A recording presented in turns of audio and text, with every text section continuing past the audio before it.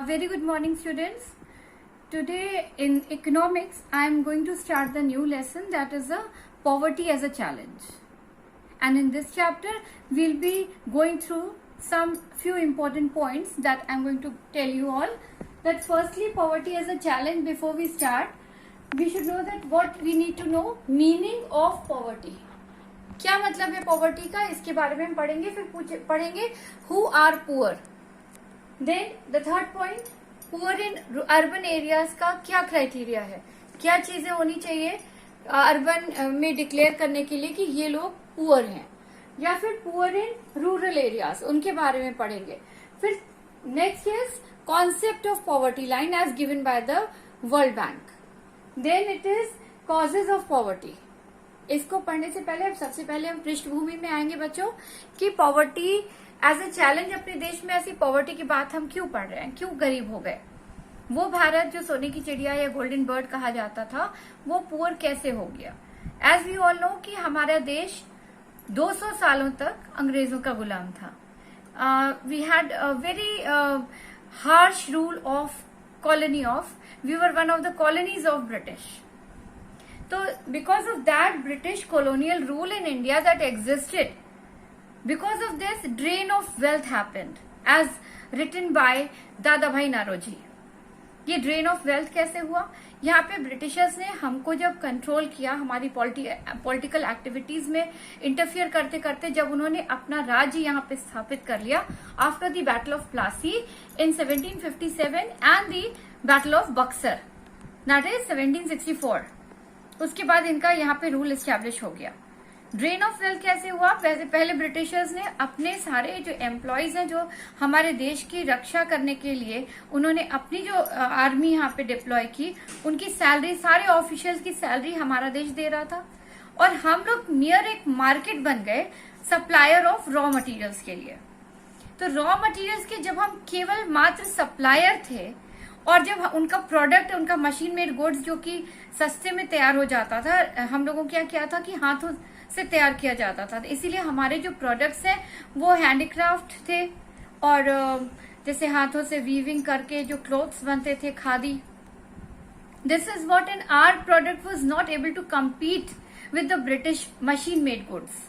They were much cheaper and so उन्होंने अपने जो प्रोडक्ट्स बना करके अपने देश में यहाँ का रॉ मटेरियल सस्ते में लेके गए, वहां पे बना करके रॉ मटेरियल्स हमारे मार्केट में सप्लाई कर दिया. ऑफिशियल्स की भी सैलरी हमारे देश के पैसे से ही जा रही थी. तो it was actually a drain of wealth that happened in India.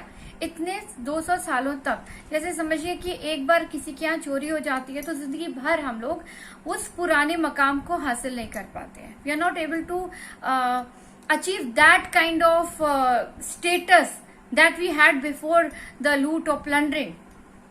एक डकैती के पहले उस समय जो हमारा स्टेटस है बाद में स्टैब्लिश करने में एक लंबा टाइम लग जाता है. और हमारे यहाँ तो आप देखिए इतने सारे इन्वेडर्स, अगर हम बात करें दिल्ली सल्तनत के पहले भी तो कितने सारे, महमूद गजनी आए, 7 बार उन्होंने प्लंडरिंग की. उसके बाद हम देखते हैं अहमद शाह अब्दाली, बहुत सारे प्लंडरर्स आ रहे हैं. यहाँ पे दिल्ली सल्तनत का रूल एस्टैब्लिश हुआ. मुगल एम्पायर्स आए, मुगल जब आए, जो बाबर ने जो यहाँ पे अपने देश में जब स्टैब्लिश किया था रूल, तो यहाँ पर जब जीत हासिल करने के बाद सोने की मोहरें जो है उन्होंने अपने काबुल और कंधार में बांटी, यहाँ से पैसा वहां गया. तो we have seen it is a series of invasions have happened and occurred in our country India, and still we have achieved the status of developing country. It is a very big deal that we have achieved actually. तो इसमें हम देखते हैं कि poverty की, अब आप लोग समझ चुके होंगे इस पृष्ठभूमि, इस बैकग्राउंड में कि हमारा देश पॉवर्टी की प्रॉब्लम क्यों फेस कर रहा है. हमारे लिए पॉवर्टी एक चैलेंज है, क्योंकि पॉवर्टी है तो पहले तो हम बताएंगे आपको कि व्हाट इज पॉवर्टी. पॉवर्टी वो कंडीशन है जब हमारे सभी लोगों को या हमारे देश के लोगों को, जिन लोगों को ये फूड, शेल्टर, क्लोथिंग और डेफिनेटली अगर ये सब चीजें नहीं हैं तो उनकी हेल्थ हैजार्ड भी रहेगा. एजुकेशन तो दूर की बात हो गई. जब भोजन ही खाने को नहीं मिलेगा, रहने की जगह की व्यवस्था नहीं होगी और प्रॉपर क्लोथ्स नहीं है, तो वो बहुत सारी प्रॉब्लम्स है, तो वैसे ही वो फेस नहीं कर पाएगा. और अंडर नरिश्ड है, अगर वो उसको प्रॉपर खाना नहीं मिल रहा है तो आप लोग समझ सकते हैं कि वो एक बीमार व्यक्ति होगा। और इन हालातों में वो पॉवर्टी का कॉन्सेप्ट अब आपको समझ में आया होगा, जो मैंने यहाँ पे लिखा है कि पॉवर्टी का मतलब क्या है। वो व्यक्ति जिसे फूड, शेल्टर, क्लोथिंग और हेल्थ की प्रॉब्लम है, दवाइयां भी नहीं ले सकता, जिसको खाना नहीं है, शेल्टर नहीं है, क्लोथिंग्स नहीं है, तो वो भोजन से भी वंचित है। और तो वो जो भोजन से वंचित है तो डेफिनेटली वो अपने लिए दवाइयां नहीं खरीद सकता। फिर हम देखते हैं हु आर पुअर। पुअर इन्हीं लोगों को कहेंगे, पॉवर्टी इन्हीं चीजों की वजह से है। और ये वो सब पुअर है जो जैसे कि अगर अर्बन एरिया में रिसाइड कर रहे हो, तो जिनको अर्बन एरिया में 2100 कैलोरी, अगर रोज के भोजन में 2100 कैलोरी से कम मिल रहा है प्रतिदिन, तो वो गरीब कहलाएंगे। Those people are considered as poor who are not getting the food supplying the calorie of at least 2100. Same in the same this calorie wise, if we talk about the rural areas, या in our village area में 2400 calories चाहिए। आप समझ सकते होंगे कि urban area में क्यों हमने कहा कि 2100 और रूरल एरिया में कहा हमने 2400, क्योंकि हम लोग जानते हैं कि हम लोगों का जो अर्बन एरिया में है वो फिजिकल वर्क इतना नहीं होता है, लेकिन अगर हम बात करते हैं रूरल एरिया में तो वहां फिजिकल वर्क बहुत ज्यादा होता है। तो जितना वो फिजिकल वर्क करेंगे उसी के हिसाब से उनको कैलोरीज की रिक्वायरमेंट होगी। इसीलिए हम बात करते हैं अगर रूरल एरियाज की, तो हम बात करें 2400 कैलोरीज की मिनिमम इनटेक होनी चाहिए डेली। अगर इससे कम इनटेक हो रही है तो उन्हें हम कहते हैं गरीब। और दूसरी तरफ अगर हम सैलरी की बात करते हैं तो 816 रुपए रूरल एरिया में भाई सस्ता है, अर्बन एरिया थोड़ा महंगा है। 1000 रुपए प्रति माह से अगर कम, 1000 रुपीज पर मंथ, पर I mean this is a पर पर्सन सैलरी है ये। अगर इससे कम है 1000 रुपए पर मंथ का, तो ये इनको गरीब कहेंगे। इसका मतलब अगर हम एक फैमिली की बात कर रहे हो, तो एक फैमिली की बात कर रहे हो तो अर्बन एरिया में 5 लोग हैं तो 5000 रुपए पर मंथ कम से कम होना चाहिए, नहीं तो वो क्या कहलाएंगे, पुअर कहलाएंगे। और उसी तरह से अगर हम सैलरी बात कर रहे हैं रूरल एरियाज में तो 816 है, तो अगर हम 816 को कैलकुलेट करते हैं तो it comes out to be 4080। यहाँ पे आपको 4080 रुपीज पर मंथ अगर है, 5 लोगों की फैमिली है, तो उन्हें अगर इससे कम है तो वो लोग भी पुअर कहलाएंगे। अगर अब हम बात करते हैं गरीबी रेखा के नीचे, तो गरीबी रेखा के नीचे अगर वर्ल्ड बैंक का जो रिकॉर्ड आया है, वर्ल्ड बैंक के अनुसार अगर हम $1.9 पर डे पर पर्सन, अगर इससे कम है उनकी सैलरी या उनकी आय या उनकी इनकम, तो हम उन्हें बिलो पॉवर्टी लाइन एक्सेप्ट करते हैं। तो ये जिनको गरीब कहा है ये भी जो है बिलो पॉवर्टी लाइन माने जाएंगे। इतनी कैलोरी से कम है या इतनी सैलरी से कम है तो फिर they are considered as below poverty line. And World Bank के हिसाब से $1.9 से कम अगर होगा पर पर्सन तो वो हम कहते हैं कि वो भी बिलो पॉवर्टी लाइन माने जाते हैं। और अब हम लोग अगर अपने चैप्टर को बच्चों अगर अब हम लोग अपने चैप्टर की बात करें तो इस चैप्टर में हम इंट्रोडक्शन में ये बताया जाता है कि in our village, in our daily life we come across people who think are poor. They could be landless labourers in villages और people living in overcrowded jhuggis and jhopdis like urban area और in cities. They could be daily wage workers हो सकते हैं जो रोज कमाते हैं, जैसे कि labourers that are in the construction area, constructing like house construction चल रहा है, वहां पे डेली एज वर्कर की तरह एक लेबर के रूप में काम कर रहे हैं, या फिर वो हाउस में मतलब हम लोगों की हेल्पिंग मेड्स के रूप में काम कर रहे हैं। तो इन लोगों का क्या है, जिस दौरान इनके पास काम रहता है मंथली या डेली वेज अर्नर वाले, जैसे कि रिक्शा पुलर हैं, जैसे कि उनका काम हो रहा है या उनके पास इतनी सवारियां हैं कि उनकी इनकम बन रही है, तो they are also struggling very मतलब in a difficult situation they are living. बहुत सारे वर्कर्स होते हैं जो हम लोग जैसा जानते हैं कि डिस्गाइज या अनएम्प्लॉयमेंट हमारे विलेज एरिया में एग्जिस्ट करता है, कि जितने लोगों को फील्ड छोटी है, बहुत से रीजन है भाई, बहुत सारी बड़ी साइज होती है फैमिली की, लैंड बढ़ते बढ़ते बहुत कम हो जाता है, छोटा लैंड हो जाता है। जैसे हम आपके प्रीवियस लेसन्स में पीपल एज अ रिसोर्स या वो हम लोगों ने जो विलेज ऑफ पालमपुर को डील किया था, तो उसमें भी हम लोगों ने पढ़ा था कि कैसे लैंड होल्डिंग छोटी होती जाती है because of the size of the family. Large size है तो धीरे धीरे लैंड होल्डिंग छोटी होती जाती है और उसका प्रोडक्शन इतना नहीं होता। हमारे पास परिवार में 10 लोग हैं और 10 लोग काम कर रहे हैं खेत में। It seems that they are employed but they are not actually employed, क्योंकि वो किसी भी तरह से वो प्रोडक्शन को बढ़ाने का तो काम नहीं कर रहे हैं। वो दे आर जस्ट सीम कि सब के सब मिलके काम कर रहे हैं। तो यहाँ पे जो कुछ लोग हैं वो जाकर के शहर में सोचते हैं कि अगर हम शहर में नौकरी करेंगे, कुछ भी काम करेंगे, जूता पॉलिश या हम कोई लेबर का काम करेंगे या रिक्शा पुल कर लेंगे या कोई सामान इधर से उधर अनलोडिंग करने में हेल्प करेंगे, तो इन सब तरीके से हम कमाई कर सकते हैं। तो दे शिफ्ट और वहां पे जाके झुग्गी झोपड़ियों में रहना शुरू कर देते हैं।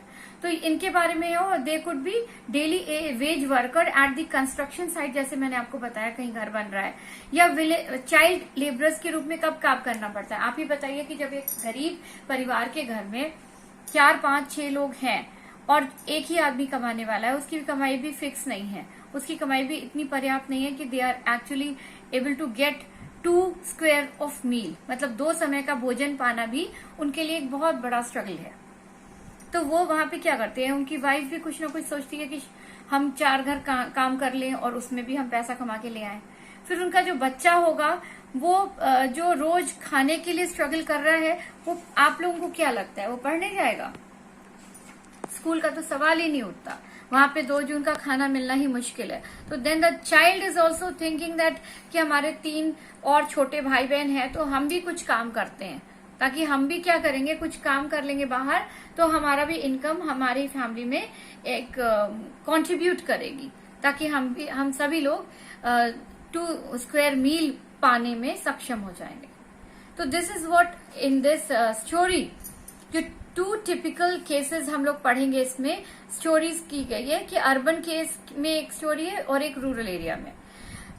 33 ईयर ओल्ड राम शरण है जो कि वो वर्क करते हैं as a daily wage labourer in the wheat flour mill, मतलब आटा की चक्की वाले में, जहां पे आटा फ्लोर गेहूं को पीस करके आटा बनाया जाता है, that is a flour mill in Ranchi in Jharkhand. So he manages to earn around 1500 a month, और when he finds employment that just means कि ये हमेशा नहीं मिल जाता था, उनको काम जब मिल जाता था तब वो 1500 रुपीज पर मंथ पाते थे, अगर उनको वो काम मिल जाता था, विच इज नॉट ऑफन, मतलब अक्सर करके उन्हें वो काम नहीं भी मिलता था। The money is not enough to sustain the family of 6 people that includes his wife and 4 children. उनके पास जैसे उनकी वाइफ थी और उनकी फैमिली में और उनके 4 बच्चे, और चारों बच्चों की एज जो थी वो 12 से लेकर के 6 मंथ तक थी। तो this is the biggest problem of the poor family, that they are having so many members in their family. The family is not small, and which they are not actually able to provide them food, with food, shelter and clothing, proper clothing, but still they are having. ये किस वजह से हो रहा है? Illiteracy की वजह से, नॉलेज की वजह से, एजुकेशन की कमी की वजह से।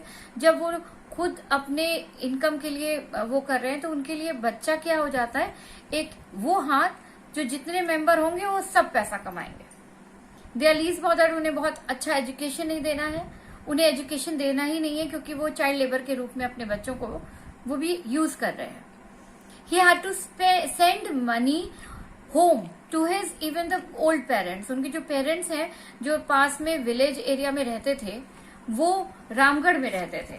तो ये जो जिनके बारे में हम लोग बात कर रहे हैं, रामशरण, वो अपनी फैमिली का तो ध्यान रख ही रहे हैं।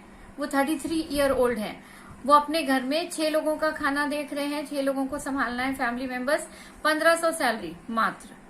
अब इन्हें कुछ पैसा अपने घर में ओल्ड पेरेंट्स के लिए भी भेजना है जो विलेज में रहते हैं। उनके फादर, हिज फादर और लैंडलेस लेबर, मतलब कि वो उनके फादर जो हैं उनके पास भी कोई लैंड या जमीन नहीं है। तो हम लोगों ने बहुत सारी चीजें इसमें हम डील कर रहे हैं, जिसको हम एंड में हम आपके साथ फिर डिस्कस करेंगे। जैसे रामशरण जो है, पैसा भेजने के बाद उनके पिताजी के पास कोई लैंड नहीं है, तो कोई डेफिनेटली वो भी एक वर्कर की तरह, लेबर की तरह काम करते हैं. और and his brother who lives in Hazaribagh. तो his father and his brother also lives in Hazaribagh for sustenance. Ramcharan lives in 1 room rented. अब वो अगर अर्बन एरिया में रह रहे हैं तो नेचुरल है कि वो किराए का घर है, उसका भी पैसा उन्हें पर मंथ देना है. It is a temporary shack built of bricks and clay tiles. तो वो ब्रिक का बना है और उसका किराया ही इज पेइंग. और ये एक बस्ती में है, बहुत ही क्राउडेड बस्ती है. आप लोग जानते हैं कि गरीब लोग जनरली झुग्गी झोपड़ियां, वो ऐसा एरिया होगा जो प्रॉपरली हाइजेनिक नहीं होता है. आप लोग जानते हैं प्रॉपर क्रॉस वेंटिलेशन नहीं होता है, क्राउडेड है. तो नेचुरल है कि वो बहुत मतलब बहुत ही सोफिस्टिकेटेड एरिया में वो रिसाइड करता है. फिर हिज वाइफ संता देवी, वो भी एक पार्ट टाइम मेड की तरह दूसरों के घरों में काम करती है, जिससे वो 800 रुपए भी कमा के कंट्रीब्यूट कर रही है फैमिली में. और किसी तरह इनको दाल और राइस मिल जाता है, वो भी सबके लिए पर्याप्त नहीं होता है. That is not enough for all the 6 members of the family. और उसमें जो सबसे बड़ा लड़का है, एल्डर सन, वो भी बगल की टी शॉप में एक हेल्पर की तरह काम कर रहा है और उसकी भी इनकम है 300. तो आप लोगों ने क्या पढ़ा, रामचरण 1500 पर मंथ जब उन्हें काम मिल जाता है. उनकी वाइफ 800 पर मंथ एज अ मेड, ये रेगुलर था. फिर उनका जो बेटा है बड़ा वाला, वो उसे लगता है कि भाई मेरे 3 भाई बहन छोटे हैं, तो वो भी टी शॉप में जाकर के काम कर रहा है एज अ हेल्पर. वो भी इनकम कंट्रीब्यूट कर रहा है 300 रुपीज पर मंथ का. तो ये सारी इनकम देख रहे हैं. और हम लोग ये भी देख रहे हैं कि उनकी कितनी प्रॉब्लम है. उनके पास कोई कपड़े नए नहीं है, फटे कपड़े हैं, स्कूल जाना सवाल ही नहीं उठता. School is not possible for them when they are every day struggling for food. All these things are there. फिर उनका जो अनहाइजेनिक कंडीशन है, जिस घर का ओवरक्राउड, वेंटिलेशन प्रॉपर नहीं है, तो उनकी हेल्थ भी क्या होगी. पहले तो खाने की कमी की वजह से वो अंडर नरिश्ड होगा, फिर वो बीमार पड़ जाएगा तो दवा का भी उनको खर्चा उठाना मुश्किल है. तो many time a disease is being मतलब facing with the disease and not able to get cured. Then आप लोग समझ सकते हैं ना कि वो ह्यूमन रिसोर्स के रूप में तो डेवलप नहीं कर सकता. वो क्या बन जाएगा, देश के लिए भी वो लायबिलिटी है. तो ये एक बड़ी प्रॉब्लम है जो हमारे देश में सबसे वल्नरेबल हालत क्रिएट हो जाती है. तो यहाँ पर हमने ये देखा कि वो उनके बच्चों के हेल्थ भी फॉल कर रही है, दे आर गेटिंग इल. अब रूरल केस एक और हम लोग डील करने वाले हैं, जिसमें लखा सिंह है. अभी आपने पढ़ा था अर्बन एरिया में, जो कि अपने विलेज को छोड़ करके वहां पे शिफ्ट हो गए, माइग्रेट कर गए हैं कि in the to get better employment opportunity, to struggle, maybe that they will get the employment here and they will be able to survive, which they were not able to get a better survival in village area. So they simply migrated to the urban area. तो ये हमने urban area का case देखा कि यहाँ पे poverty कहाँ पर एग्जिस्ट करती है. अब हम रूरल केस की बात करते हैं. यहाँ पे लखा सिंह है, belongs to a small village near Meerut. पहले वाला हमने झारखंड का पढ़ा था, रांची. ये वाला दूसरा विलेज है स्मॉल विलेज मेरठ में, ये उत्तर प्रदेश में है. His family doesn't own any land. तो हम लोग कुछ चीजें देख रहे हैं जो कॉमन चीजें हैं. इसको लास्ट में हम लोग एक बार फिर देख लेंगे एज अ पॉइंट, क्या क्या रीजन है पॉवर्टी के, क्या क्या कॉजेज होते हैं. तो अभी आप लोग भी बोलोगे, आप लोग भी सोचोगे दिमाग में कि क्या क्या चीजें हमने पढ़ी स्टोरी में, और स्टोरी से हमें क्या चीजें समझ में आ रही है कि दोनों में कॉमन क्या क्या चीजें हैं, क्या क्या रीजन है पॉवर्टी के. तो यहाँ पे हमने देखा मेरठ में उनके पास ही लैंड नहीं है, so they do odd jobs for the big farmers. वहां पे भाई आप लोग जानते हो कि विलेज एरिया में बहुत सारे एम्प्लॉयमेंट अपॉर्चुनिटीज तो नहीं है. हम भी जानते हैं सोइंग में और हार्वेस्टिंग में, जब हम अनाज बोते हैं, अनाज काटते हैं, उसी दौरान सबसे ज्यादा नौकरी की पॉसिबिलिटी होती है, और अगर आपके पास खुद का लैंड नहीं है तो इनको ये देखा कि और जॉब्स के लिए बड़े फार्मर्स की हेल्प करने के लिए एज अ हेल्पर वर्क करते हैं. इनका वर्क एरिटिक मतलब it is not a regular sort of work. तो at times they get payment. उनका पेमेंट जो है कोई फिक्स नहीं है. कभी कभी पेमेंट क्या होता है कि ज्यादा मिल गया, कभी पेमेंट कम मिल गया. तो ये ₹50 मिल गया कभी फॉर हार्ड डेज वर्क. और उसमें but it's often kind like, generally क्या होता है विलेज में, अब इतना फूड ग्रेन्स ग्रो कर रहे हैं तो क्या करेंगे कि चलो भाई काम के बदले हम थोड़ा अनाज दे देते हैं. तो people who work there as a worker, they are also happy that I am getting some food also. तो they are not only getting money, they are also getting in kind also. Cash मिलेगा या kind में क्या मिलेगा? Food grains. तो ये wheat या दाल दे देते थे, या कभी कभी वेजिटेबल्स भी दे देते थे। फॉर टॉयलिंग मतलब पूरे दिन काम, कड़ी धूप में मुश्किल काम करने के बाद इन्हें ये मिलता था। फैमिली ऑफ 8 मेंबर्स थी, इनकी फैमिली में 8 मेंबर्स थे। And can not always manage a square of meal, मतलब बिल्कुल सही बात है, जहाँ पे कभी 50 रुपए मिल रहा है, कभी काम ही नहीं मिल रहा है, रेगुलर इनकम नहीं है, तो वो 2 टाइम का खाना पानी की व्यवस्था करना, it was a very difficult and challenging task for the people residing in the village area, those who are struggling with daily work because they are landless. Then Lakha lives in a kaccha hut, ये कच्चा hut में रहते हैं और on the outskirts of village. वहां पे हमने देखा था सिटी के आउटस्कर्ट में थे और वो झुग्गी झोपड़ीज में रहते थे। यहाँ पे देखा कि ये जो है आउटस्कर्ट ऑफ विलेज में रिसाइड कर रहे हैं।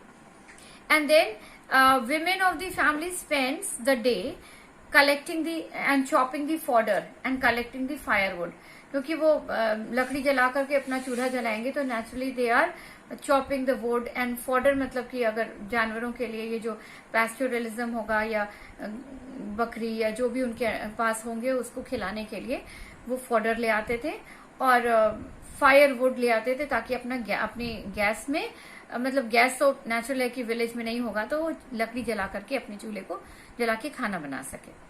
इसके लिए कलेक्ट करना ये विमेन्स का काम था। उनके जो फादर थे, मतलब हम बात करें लखा सिंह के फादर की, लखा सिंह के फादर को एक बीमारी थी जिसको कहते हैं tuberculosis, it is in short it is a TB. He was a TB patient, so he passed away 2 years ago. उनकी डेथ हो चुकी है उनके फादर की TB, because he was a TB patient and it could not be cured. यहाँ पे समझ में आ रहा है ना कि medical care could not be made avail to these people because of poverty. दवाई की कमी से उनके फादर की डेथ हो चुकी है। अब उनकी माँ, जैसे कि आप लोग जानते हैं कि टीबी बहुत ही इन्फेक्शियस डिजीज है, तो एक का ख्याल करते करते उनकी माँ भी टीबी पेशेंट हो चुकी है। तो अब उनकी माँ की दवा के लिए उनको, मतलब लाइफ क्या कह रहे हैं, थोड़ी स्लोली एबिंग अवे, मतलब आपके सामने आपके पिताजी की डेथ हो चुकी हो, जो बीमारी से लड़ते लड़ते मर चुके हो क्योंकि आपके पास दवा का पैसा नहीं है। इसके बाद जो आपकी माता जी हैं वो भी बीमारी से हैं, उन्हें भी टीबी हो गया अपने उनके फादर की देखरेख करते करते, तो अब वो भी उनके हाथ से भी जिंदगी फिसल रही है। This is what the meaning of slowly ebbing away. तो life is slowly ebbing away, moving away, तो मतलब उनकी जिंदगी जा रही है, उसे देख रहे हैं, because still they are not made, मतलब they are not able to provide the medicine so that she gets cure. Now Lakha Singh, although village has a primary school, वहां पे स्कूल है, प्राइमरी स्कूल है, सरकारी स्कूल, लेकिन वहां पे स्कूल में पढ़ने वो नहीं भेज सकते थे, उनके पास पैसे नहीं थे। And Lakha also never went there, he had to start earning when he was mere 10 years old। अब ये लखा सिंह की जो बात कर रहे हैं, उसके मदर की बात की, उसके फादर की बात की, उसकी फैमिली में family of 8 can not manage, मतलब 8 मेंबर हैं, उनकी फैमिली बहुत स्ट्रगल कर रही है। उनके पिताजी की डेथ हो गई टीबी पेशेंट से, उनकी मदर भी बीमार है। वहां पे स्कूल है लेकिन वो स्कूल नहीं पढ़ने जा सका because of the poverty, because of the daily problem that he was facing. और वो 10 साल का था, लखा सिंह वॉज मियर 10 years ओल्ड जब से वो काम करना शुरू किया है। न्यू क्लोथ्स, समझ लीजिए कि ये लिखा है कि कभी कई सालों में एक बार मिल जाए, और जैसे साबुन और तेल तो उनकी फैमिली के लिए क्या है, लग्जरी आइटम है, क्योंकि वो भी उनको मिलना पॉसिबल नहीं था। अब बच्चों, हम लोग एक बार ये जो रूरल केस को देखा, अर्बन केस को देखा, तो हम कुछ चीजों के से गुजरे, तो जरा हम एक बार सम अप करते हैं, बोर्ड पे आते हैं। यहाँ पे हमने देखा बच्चों causes of poverty. Rural case और अर्बन केस की स्टोरी को डील करने के बाद हम जाने लैंडलेसनेस जो है वो एक कॉज है, अनएम्प्लॉयमेंट का कॉज है, लैंडलेसनेस है तो पॉवर्टी है। अनएम्प्लॉयमेंट, भाई बहुत सारे लोग हैं जिनको डेली रोजगार के लिए स्ट्रगल कर रहे हैं, डेली वर्क के लिए स्ट्रगल कर रहे हैं, उनको नौकरी नहीं मिल रही है, तो ये अनएम्प्लॉयमेंट भी क्या है, कॉज ऑफ पॉवर्टी है। साइज ऑफ फैमिली, भाई किसी के फैमिली में 8 लोग हैं, शायद दो ही बच्चे होते फैमिली में और मम्मी पापा होते या एक बच्चा होता तो शायद वो खर्चा संभाल ले जाते. But of course size of family is also the reason of poverty. Then if I talk about illiteracy, पढ़ा लिखा नहीं होना, क्योंकि हम इससे किसको जोड़ सकते हैं? अगर ये पढ़े लिखे होते तो ये जानते कि बड़ी फैमिली नहीं रखनी चाहिए, छोटी फैमिली होती. छोटी फैमिली होती तो सभी लोगों के परिवार कम होते तो क्या होता? जो पॉपुलेशन है बहुत ज्यादा जो बढ़ रही है वो पॉपुलेशन कंट्रोल्ड होती. पॉपुलेशन कंट्रोल्ड होती तो हमें शायद एम्प्लॉयमेंट मिल जाती. एम्प्लॉयमेंट मिल जाती. जो लैंड जो है लगातार छोटे होते चले गए because of the size of family. शायद वो लैंड छोटा होते होते होते हम अंडर उसमें ना आ जाते. लैंड छोटा होने के बाद हम ज्यादा लोग जो है अनएम्प्लॉयमेंट की प्रॉब्लम को फेस ना कर रहे होते. हमारी लैंड होल्डिंग बड़ी होती अगर फैमिली मेंबर्स कम होते. तो इलिटरेसी अकेले ही कितनी सारी प्रॉब्लम्स की जड़ है. फिर पुअर हेल्थ हो गई और हम अंडर नरिश हो गए या मैल न्यूट्रिशन मिल रहा है, हमें सही भोजन नहीं मिल रहा है, जितनी कैलोरीज इंटेक की जरूरत है हमें नहीं मिल रहा है, हम प्रॉपर एजुकेशन नहीं पा रहे, पुअर हेल्थ है. पुअर हेल्थ पाने के बाद हम क्या करेंगे? We will be a liability for the country, for the family. हम अच्छे से काम नहीं कर सकते, कंसेंट्रेट नहीं कर सकते, बीमार है खुद ही, तो हम इलाज के लिए मतलब हमें जरूरत है इलाज की. तो अगर हमारी पुअर हेल्थ है, मैल न्यूट्रिशन है, तो हम बन जाते हैं लाइबिलिटी, एक बोझ बन जाते हैं. फिर चाइल्ड लेबर एक बहुत बड़ी प्रॉब्लम है, जहां हम अपने छोटे बच्चों को नौकरी करवाना पड़ता है या नौकरी वो कर रहे होते हैं जब उनके हाथ में कलम होनी चाहिए, जब उन्हें रिसोर्स बनना है, देश के लिए एक एसेट बनना है, जब उनके हाथ में कलम होनी चाहिए, उनके नन्हे हाथों में खिलौने होने चाहिए, तब उनके नन्हे हाथों में क्या होता है? नौकरी का बोझ, रोटी के समस्या से वो जूझ रहे होते हैं. वो जब हम लोग देखते हैं ना